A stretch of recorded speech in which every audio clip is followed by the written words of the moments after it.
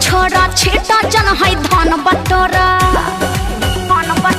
प्यार व्यार के चक्कर छोड़ा छेटा जन है धन बटोरा। जितनी है सखिया तुम्हारी सबका से रिक्वेस्ट हमारी घूरो जन प्राइवेट दुआरी एक बाइक हो खो सरकारी please please please please please. अरे बात सखी ये क्या कह रही हो? जिसका दिल टूटेगा ये उसी को समझ में आएगा जो मेरे समझ में आया है।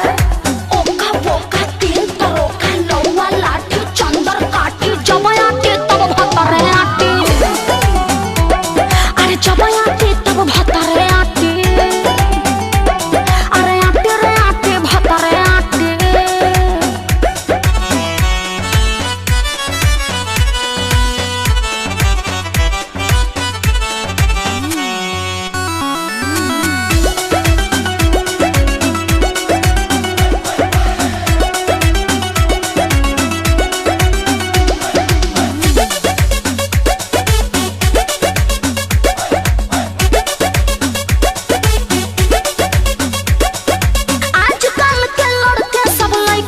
मौज उड़ाते हैं और बोलते हैं उठा ले जाऊंगा तुझे मैं डोली में।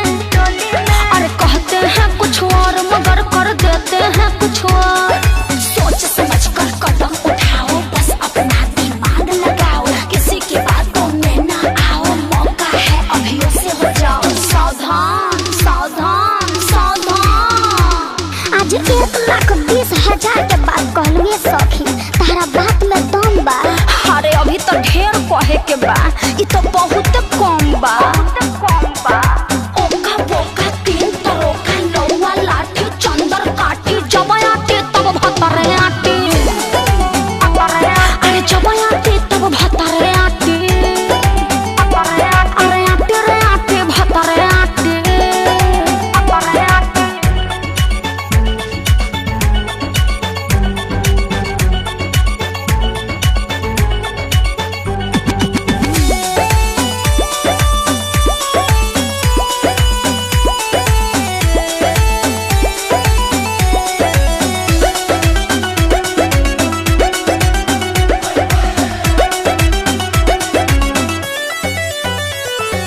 जिसको मानो अपना वो एक दिन सपना हो जाता है।